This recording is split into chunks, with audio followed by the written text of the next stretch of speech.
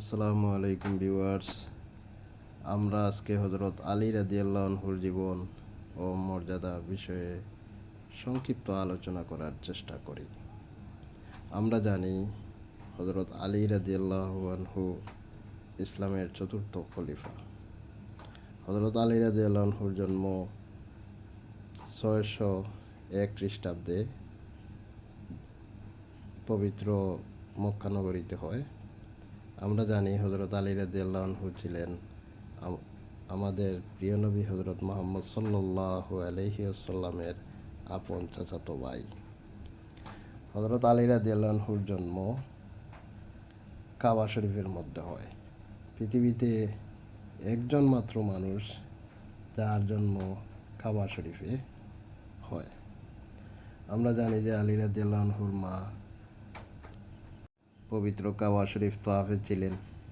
এমন অবস্থায় তার প্রসব বেদনা শুরু হলে এত জনসমাগমের মধ্যে তিনি কোথায় যাবেন এই মুহূর্তে যখন চিন্তায় পড়েছিলেন, তখন আল্লাহর কি কুদরত, কাবা শরীফের একটি দেয়ালের একটি অংশবিশেষ ফাঁক হয়ে যায় এবং তিনি পবিত্র কাবা শরীফের মধ্যে প্রবেশ করেন এবং হযরত আলী রাদিয়াল্লাহু আনহুর জন্ম হয় কাবা শরীফের মধ্যে।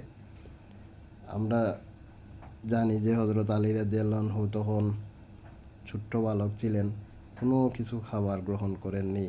আমাদের প্রিয় নবী হযরত মুহাম্মদ সাল্লাল্লাহু আলাইহি ওয়াসাল্লাম তার তুতু মুবারক প্রথম খেয়েছিলেন হযরত আলী রাদিয়াল্লাহু আনহু।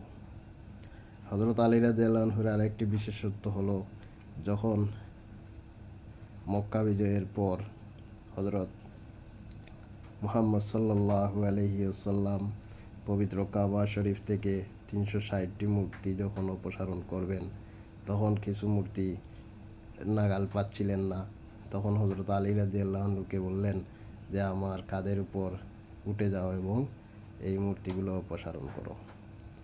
আমাদের প্রিয় নবী হযরত মুহাম্মদ সাল্লাল্লাহু আলাইহি সাল্লামের কাঁধের উপর উঠতে তিনি ইতস্তত বোধ করলে তিনি অর্থাৎ আমাদের প্রিয় নবী হযরত মুহাম্মদ সাল্লাল্লাহু আলাইহি সাল্লাম তাকে যখন বললেন, তিনি উঠতে বাধ্য হলেন এবং এই মর্যাদা তিনি লাভ করলেন আমাদের প্রিয় নবী হযরত মুহাম্মদ সাল্লাল্লাহু আলাইহি ওয়াসাল্লামের কাঁধের উপর ভর করে যে উঁচুতে যে মূর্তিগুলো ছিল সেগুলো তিনি অপসারণ করেন।